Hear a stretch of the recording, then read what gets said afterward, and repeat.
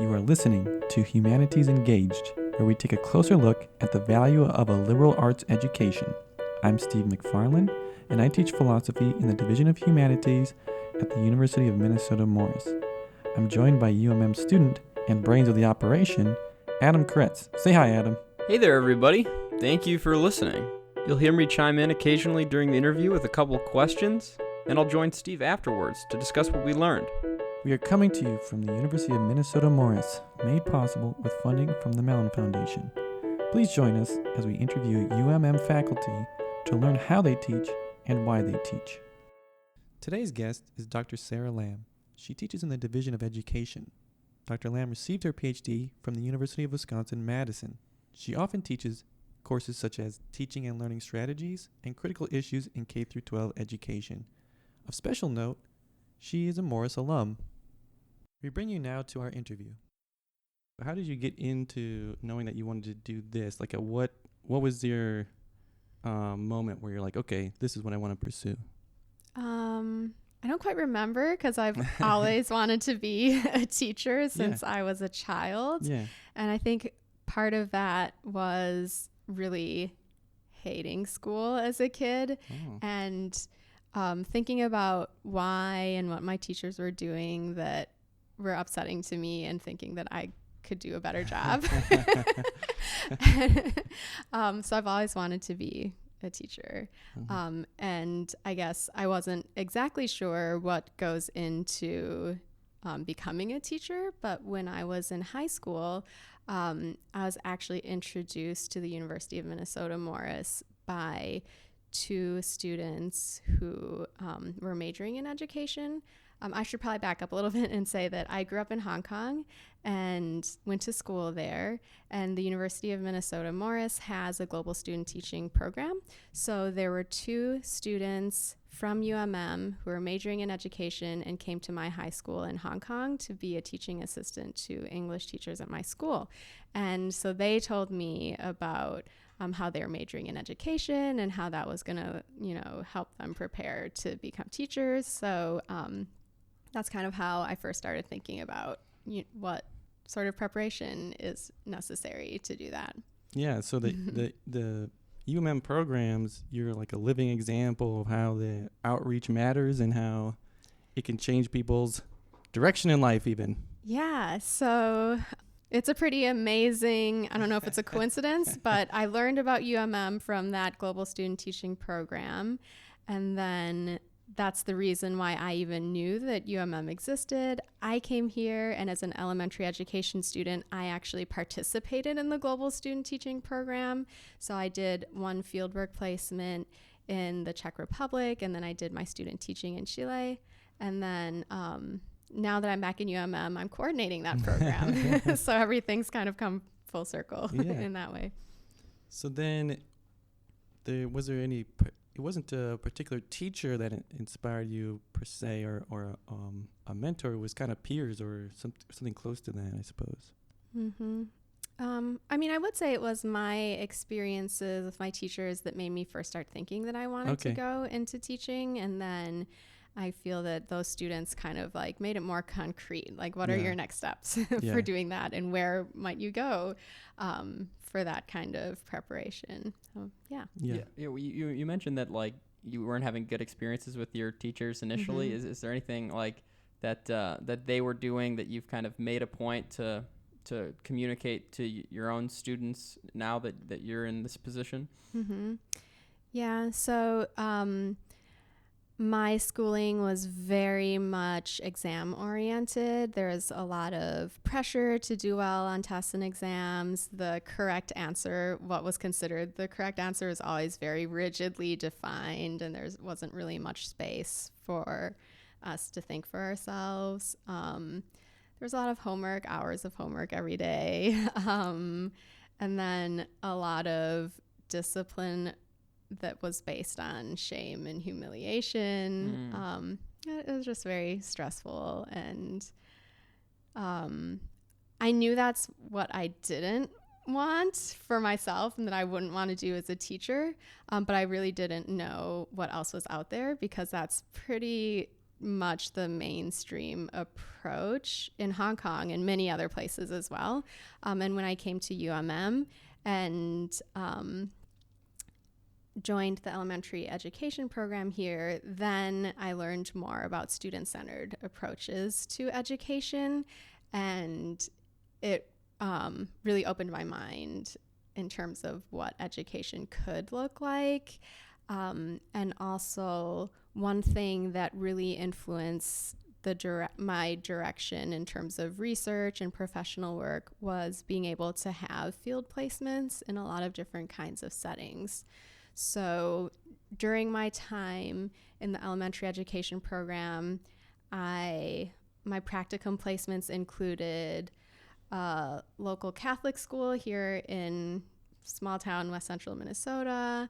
I worked with an ESL teacher here in Morris. I had a practicum in an urban school in Chicago, in the Czech Republic, and in Chile, at a tribal school at the Sisseton Wahpeton Nation.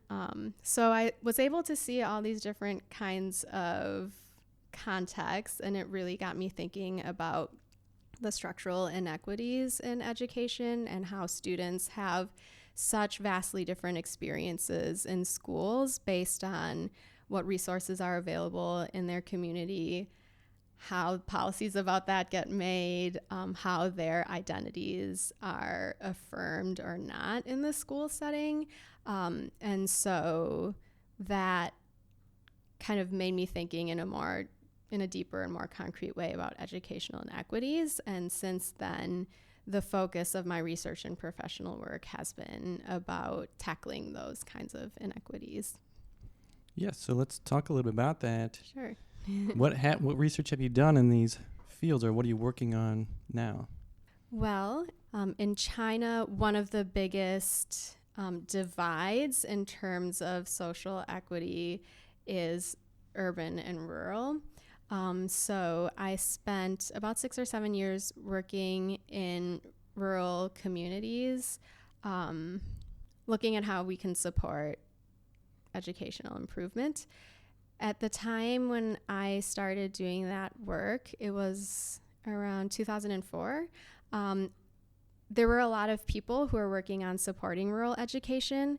A lot of that work, though, was focused very much on financial and hardware support, which is very much needed. It's very important work and made a huge difference for a lot of students.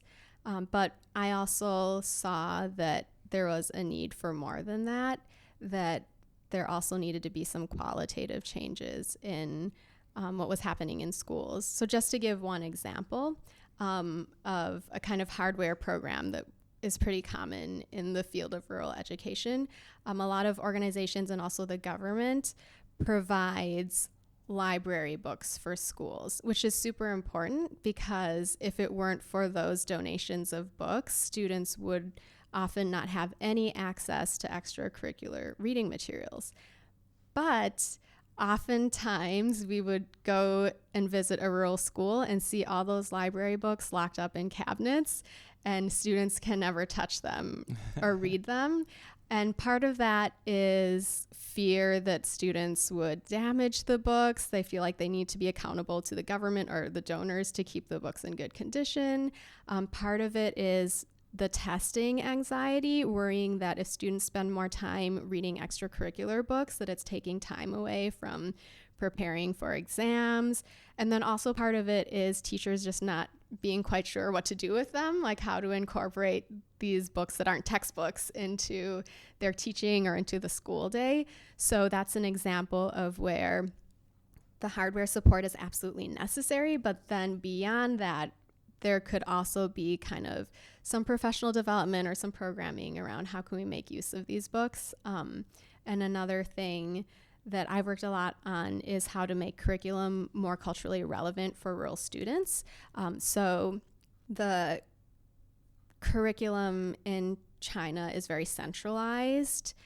So there are national standards. There are very big textbook publishers whose textbooks get used in a lot of different provinces, and oftentimes the curriculum is very urban oriented in terms of the concepts and skills and examples that are used. So my colleagues and I have also worked a lot on letting rural students still meet the same learning goals and objectives, but to learn it through content that is more relevant to their everyday experiences, so that first of all, they can access that learning more easily, that those unfamiliar examples or unfamiliar contexts aren't a barrier to their learning, but also as a way to affirm that rural culture, rural knowledge, rural lifeways are beautiful, they're important, they're worthy of studying, just to kind of counter those stereotypes that rural is backward or rural is uneducated or rural is uncultured. So yeah, those are some examples of the kinds of things that we did.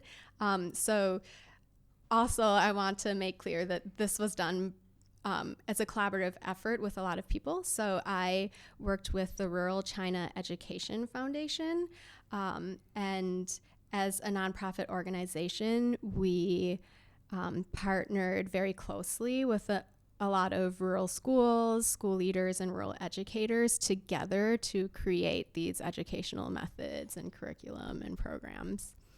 And our website is www.ruralchina.org. Great. We can link to that in our show notes. Yeah, too. that would be great. Thanks. So a lot to talk about there. So lots of good ideas. So one of the things you mentioned was you can provide all the hardware and these elements that are tools to use, but if you don't have craftspeople who know how to use the tools, I mean, the library books kind of seems like to us like, well, of course you can use library books, but at the same time, the computers that we get in our classrooms and the programs to run them, right? Mm-hmm. I'm sure there's programs out there that would be very helpful for me to know, and I have no familiarity with them, and I don't know how to use them optimally. Mm-hmm. Even people still, like, in my opinion, misuse PowerPoint. Mm-hmm. Either too flashy or not enough or something, you know. So that problem's more universal than it might seem. Mm-hmm. Yeah. And I think it's important not to blame the teachers. Mm-hmm. So I think that's a common conclusion that, these teachers have all these resources at their disposal and they're not using them. Mm-hmm. So part of it has to do with access to professional development, but I think part of it is also related to policy and the structure. So in the China example, there are very high stakes tests. So students need to take a test just to get into high school. So it's not automatic that you can get into high school. And which high school you get into is based on your test scores, and then that will determine whether you can go to college. Mm-hmm. So in a system set up like that, of course, as a teacher, I want to make sure that my students get very high test scores for their own best interests as well as my own. Mm-hmm. So I think when it comes to addressing problems like that, it's important to kind of understand what's happening in an individual classroom or school in the broader policy or social context. Mm-hmm. Yeah, it sounds like their cultural incentives are kind of mismatched, such that the teachers think it wouldn't be good for their students to have access to these books, unfortunately. Mm-hmm. Yeah, and it is kind of an ethical dilemma because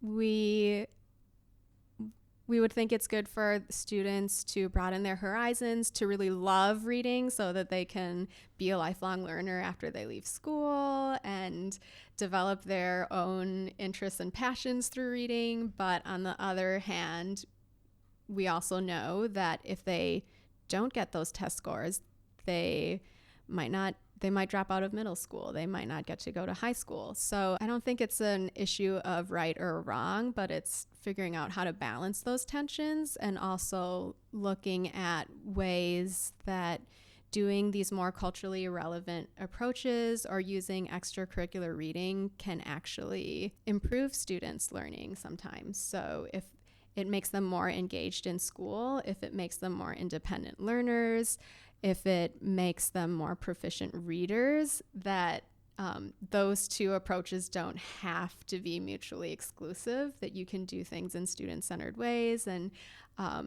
do things, give students more richer learning experiences that can then actually support their academic success in that more traditional definition of it. Yeah, maybe it doesn't have to be a zero-sum game between reading and getting good grades on the test. Mm-hmm. So then in your classes, applying what you've learned, which is a lot, right? And you could teach us a lot about how do you design your assignments, or if not assignments isn't the right word, like the tasks that students do in class, using these student-centered approach. Like, what could a teacher learn from you about how to get their students to get their most out of their classes? How do you structure your assignments or your syllabus? Or I think this isn't just me, but in teacher education, a lot of the work that our students do tend to draw connections between theory and practice.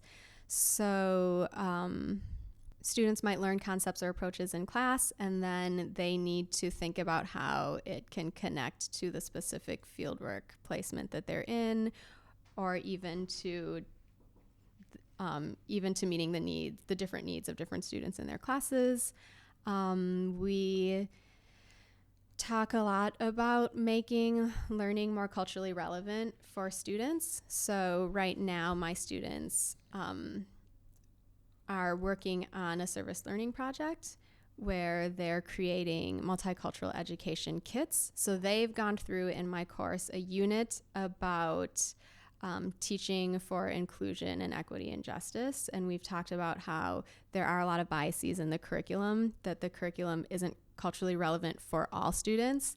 And then we've also talked about how education and how schooling can provide opportunities for students to more critically analyze the media that they consume around them or the culture around them that we might often take for granted. So they've learned a lot of these concepts and methods for doing that, and now they're creating these kits that will be eventually available at the public library and at the Briggs Library here on campus. But their kits are going to each be focused on one specific theme, and for that theme, they're going to choose some children or young adult literature that can be used in the classroom for teaching about that theme. They're going to choose, and the books that they choose are going to represent groups that are typically underrepresented in the curriculum, or they're going to tell a counter narrative that's different from what students usually learn that might not be accurate or inclusive.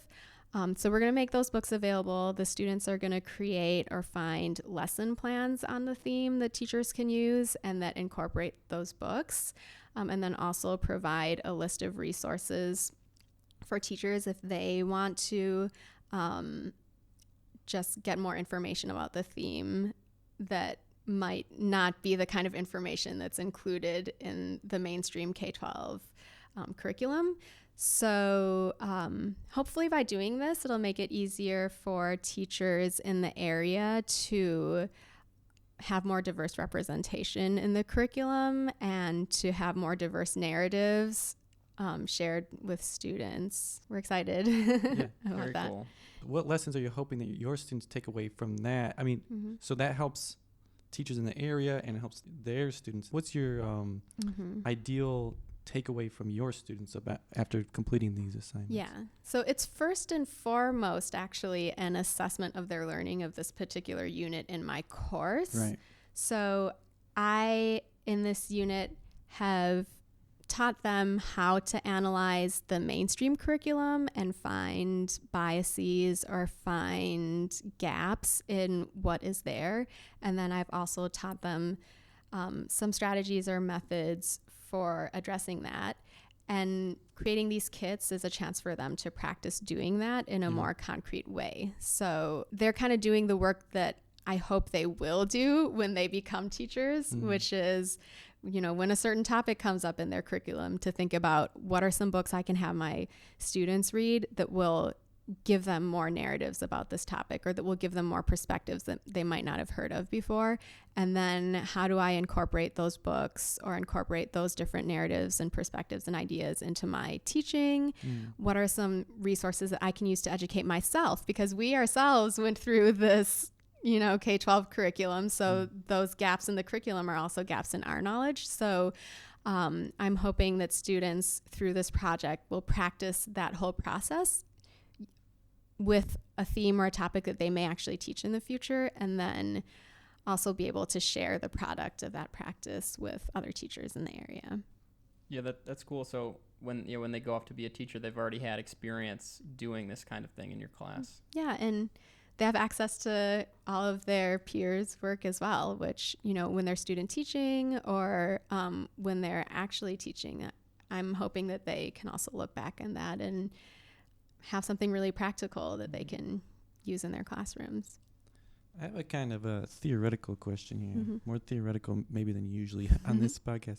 So then, do you view this as, so I'm thinking about my field, philosophy, and obviously you can make philosophy more culturally relevant. I'm not, but there's some questions that you think, well, like everybody probably is interested in, or if they're not, maybe they would be if you talked about it in a certain way. Do you view this, goal of cultural relevancy as something that's, because it's so lacking generally, we need to do more of it? Or do you think that all teaching should be like more primarily aimed at cultural relevance, that the kind of maybe universal type questions or some, that's not the right word I want, universal questions, but there's some stuff you want everyone to know, and you don't care about their cultural background as much about that. There could still be ways to teach that, more culturally relevant ways to teach it. Do you view it as, because it's lacking, we should do more of it, or is it that's just the best way to approach these problems in the first place? I do think it's the best way to approach the problems, and it's not to say that. Okay, so let me think about how to phrase this. There are definitely universal themes that should be addressed in K-12 education, and that if we looked at curriculum in different countries, there are probably a lot of topics that we'll find are addressed across, a lot of different educational systems. But like you were saying, I think the question is, how do we teach about it, and whose perspectives are included or excluded from it? So even a really basic topic like family, in social studies, that's a topic that students talk about at the younger grade levels. What is a family? What does my family mean to me? And that's a universal topic, but people from different families and different identities and different experiences will have different conceptions of what a family is, and those should all be included in the curriculum. And I think it's always important, because there's research showing that when students don't see themselves and their identities represented in the curriculum, that they're less engaged in school, they feel like they don't belong, they might even feel unsafe. And in some cases, well, I think one thing that's important to recognize too is that the voices that are excluded in the curriculum are also the voices that are marginalized in society. So students from marginalized groups come into school already having experienced a lot of forms of oppression outside of school. So that kind of exclusion in school is exacerbating and compounding an existing problem. So coming to school, we want students to feel like even if you've had some exclusionary or oppressive experiences outside of school, we want, when you come into school, for you to feel like you really belong here. You are a learner. You can learn here. We know you can. We appreciate you. We see you, and you're represented here.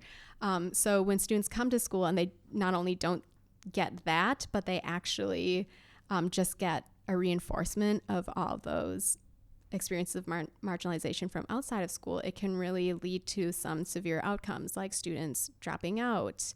It can have mental health repercussions for students. So I think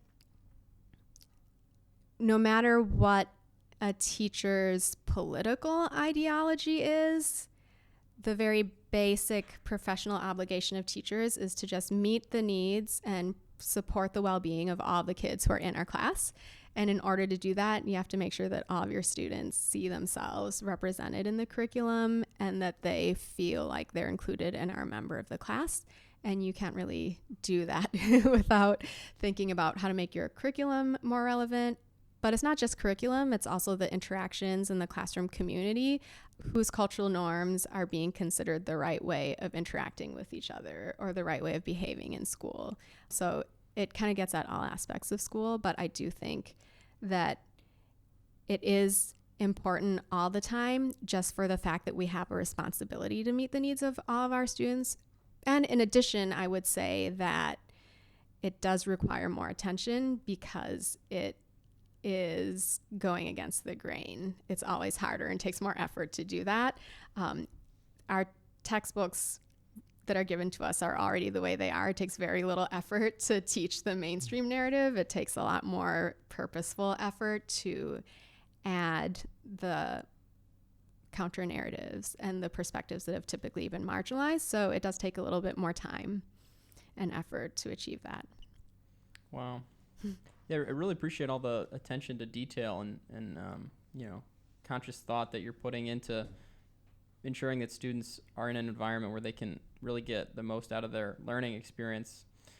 And on that note, I just wonder, for students who are taking your classes now here at UMM, with you being the one who can kind of see how it all gets set up, the way you're doing things, why you're doing things the way that you are, is there some advice that you would have for students taking your classes or even just taking classes generally at college, and advice for how they can get more out of their learning experience, take better advantage, maybe avoid pitfalls of student life? For my students specifically in the teacher education programs, one thing that I try to remind students is their goal is not just to get an A in the class, but to become a better teacher. So I think, when we give assignments, we have all of the criteria that we're going to grade it based on. We have like the detailed instructions of what they have to do. And I think it's really easy to get focused on, am I checking all of the boxes that I need to check to get an A in this class? Versus while I'm checking the boxes, am I really putting thought into, how is this going to help me be a better teacher? Why am I doing it this particular way? Why is that important? Why are these the criteria? And really kind of thinking about how they're going to transfer that to their actual teaching. Another thing I would say is I think students will get more out of their college education if they are able to communicate their needs and their experiences learning to faculty.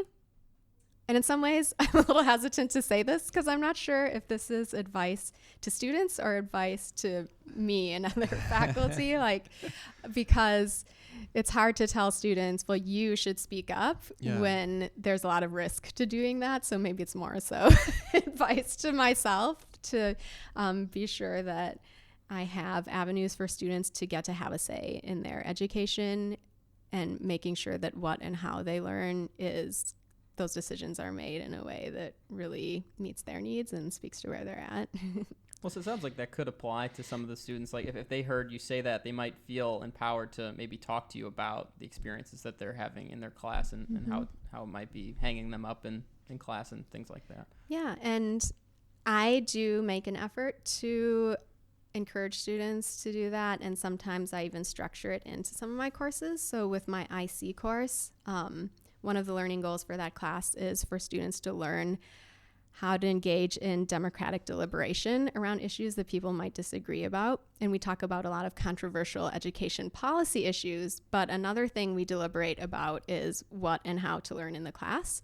So at the beginning of the semester, when I hand out the syllabus, there's about 1/3 of the course schedule that is completely empty, and the students need to collectively come to a decision about how they want to meet learning goals for that chunk of the course.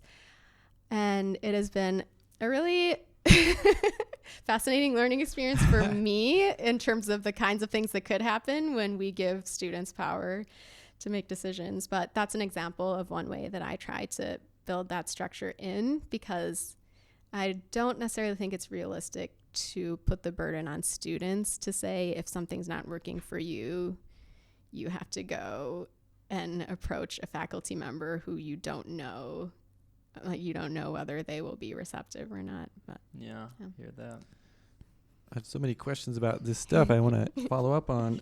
I have the same thought about your two main pieces of advice: get students to not just check boxes and to communicate with the instructor more. I totally agree about both of them. And I'm trying to think a lot about how to do better on these things, because as you mentioned, some of that's like our job, right? To facilitate that. And it sounded interesting that you're saying about giving them ownership of what their own learning goals and how they're going to meet them in the deliberative democracy setting of the class. You said that you learned it was like interesting, right? Is there anything you can share with us about like what potential pitfalls or not pitfalls, or like if you had an idea about what you would do differently or something? What's something that someone could expect if they did that? I give in some of my classes, I give them sometimes a vote over like 1 or 2 weeks, not a third of the class, but I am actually doing action research on that course with Kyle Harrell, a colleague of ours, about just that, what happens when you do this, and how can you do it to make it a more productive and fruitful learning experience. Some things that I've noticed are, when I first propose this to students aren't like, yay, right, I get to have power over my learning. They're like, oh my gosh, Stress. This is scary. So students usually start out there, but then as we go on, I've seen with some groups of students, they really take to it, and they actually want to expand the boundaries of what power they have. So just to give one example, with one group, well, actually every time I say, these are our learning goals, this is the topic, and you get to decide what activities we do, how we learn about it. But almost every time they veto the topic that I present.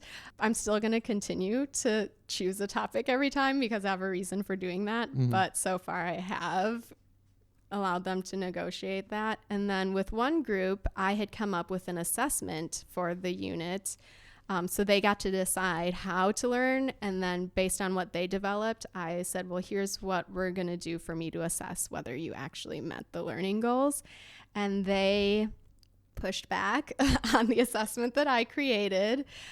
So they had developed a unit that was about school discipline. And the assessment that I said I wanted them to do was write an op-ed giving advice about how you think school discipline should look in one specific school district. And they wanted to do more of a collaborative group project where they pretended they were the administrators of a school and designed like a discipline model for the school. And so I told them the reasons why their model wasn't going to work for me because I was worried that I wouldn't be able to assess individual students' learning if they were all doing it as a whole class. I was worried that it wouldn't really capture the constraints that schools actually have when they're doing, when they have to set up a discipline system. And I was also worried they would be thinking maybe a little too pie in the sky or their own like fantasy discipline without incorporating enough of the research that we had read in class. So I was like, no, we're not going to do that. These are the reasons. And then they came back and said, okay, what if we can structure this activity in a way that met all of those criteria that you have for an assessment? And I was like, well, you can try to convince me, but those things are not negotiable for me. I need to assess your individual learning. It needs to be like really realistic. You can't just say, I'm going to design a system without any constraints that a real school would have. It has to incorporate the research and the sources that we've been looking at. And so they did come up with a way to do that. Wow. And so I let them do it, and they did it, and it was great. But that same group of students had almost decided in the beginning to not even do, I call it collective curriculum design. They almost decided not to do it at all. They're like, well, actually, we just want you to to plan the unit as usual.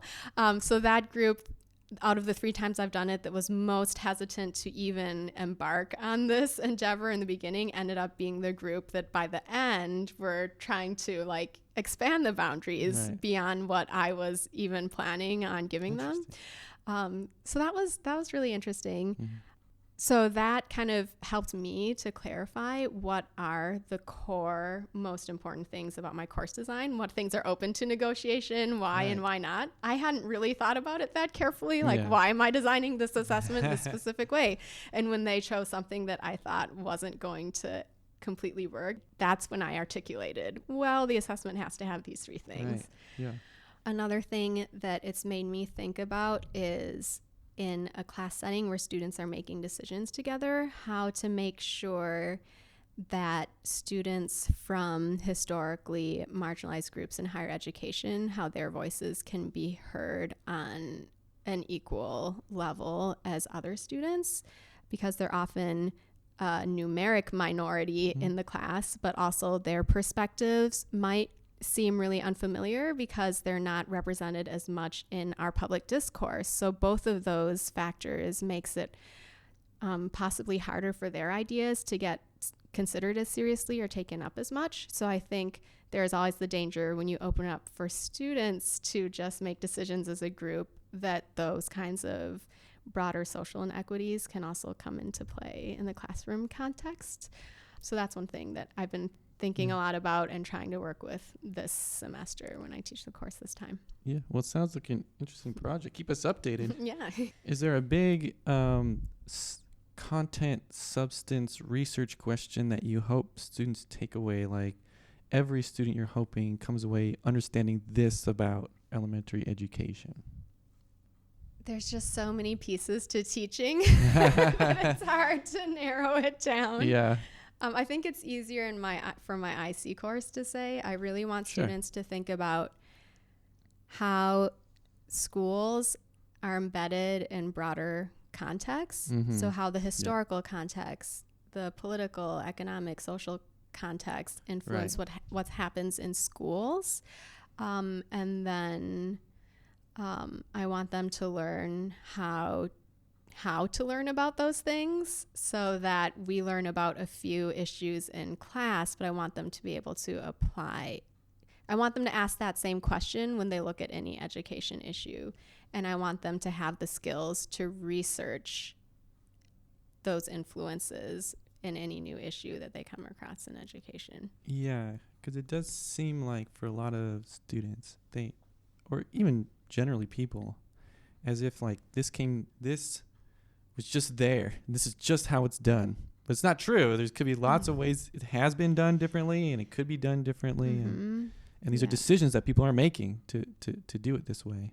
Yeah, that is one thing that I really want students to grapple with is don't just assume anything is the natural or normal or right way of doing things. And another thing I want them to think about is how education problems often can't just be solved in schools or in the education system, that it requires change in other systems as well. And that's not to say we shouldn't start making change in the education system, but oftentimes the problems we see in schools are reflecting problems that exist elsewhere as well. I totally agree.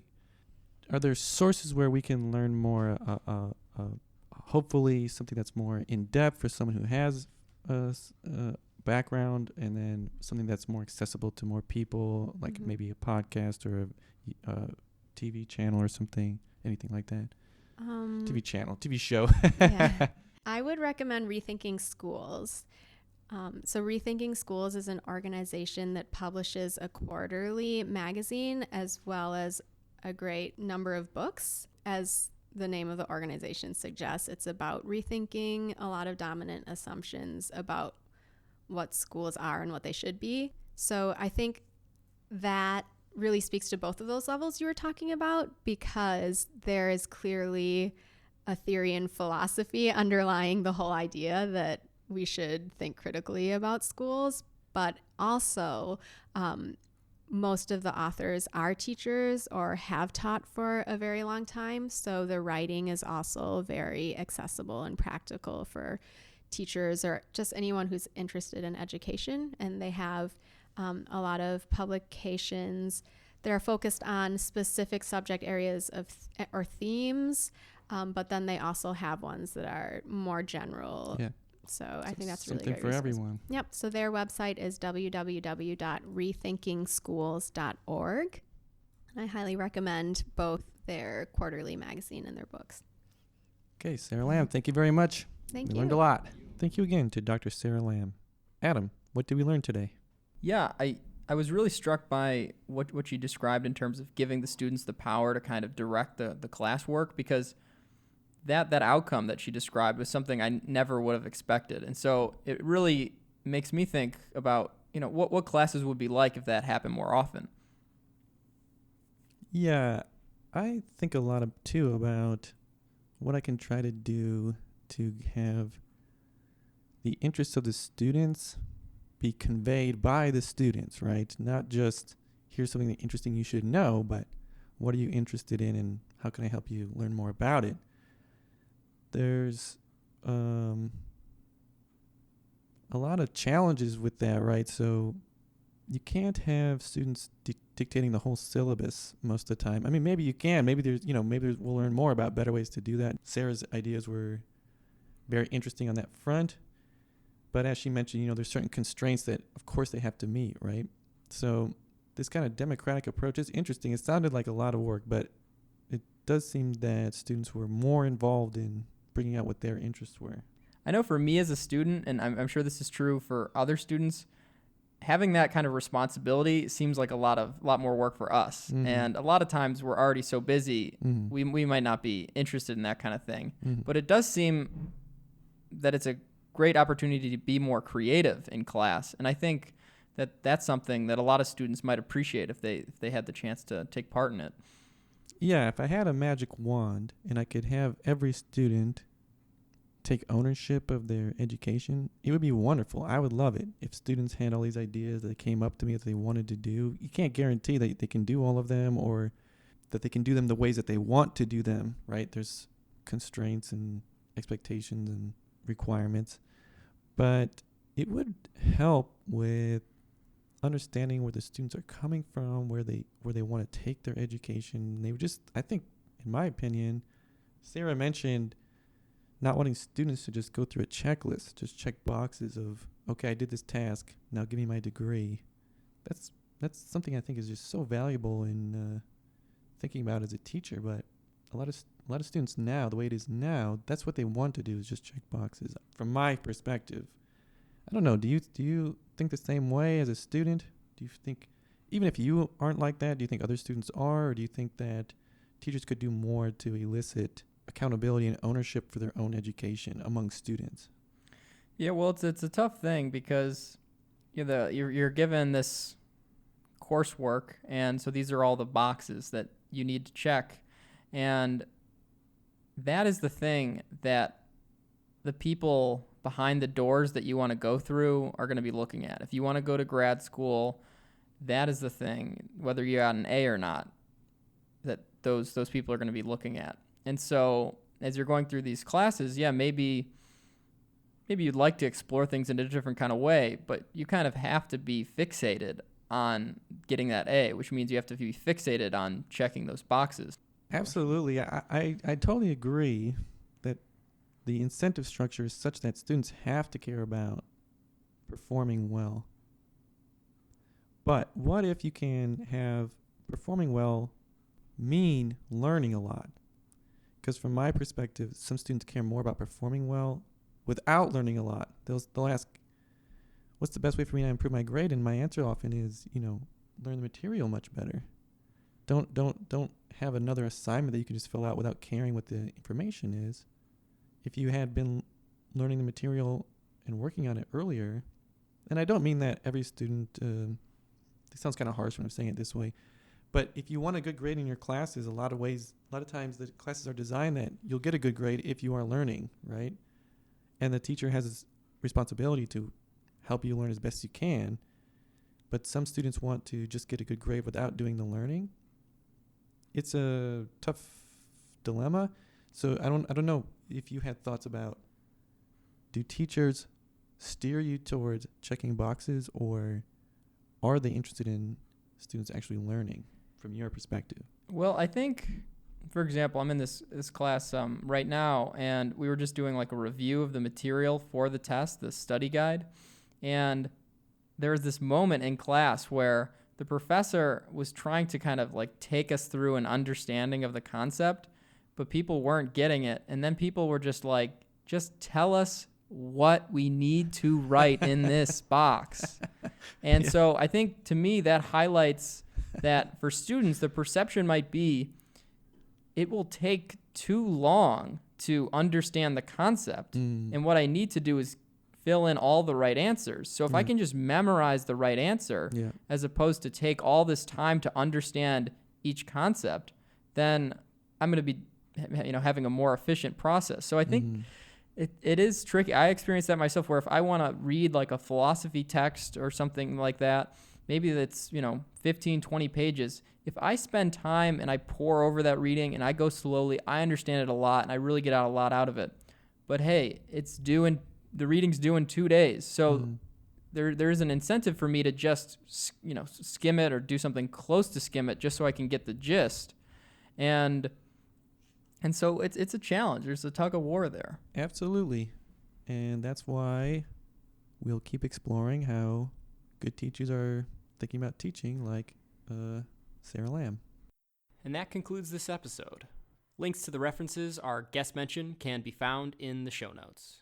Before we go here, a big thank you to the Mellon Foundation and the Humanities Division for supporting this podcast. The views and opinions expressed are solely those of the individuals participating and do not represent the University of Minnesota Morris or the University of Minnesota system.